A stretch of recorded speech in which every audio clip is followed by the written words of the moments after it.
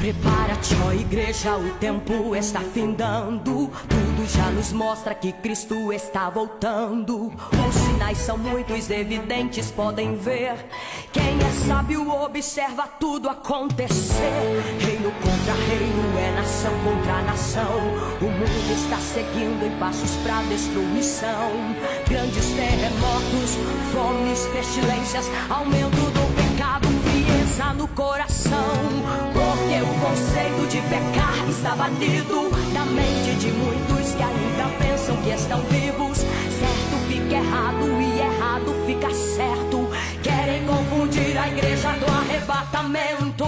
Mas quem é lavado pelo sangue de Jesus não se contamina, tem as marcas lá da cruz.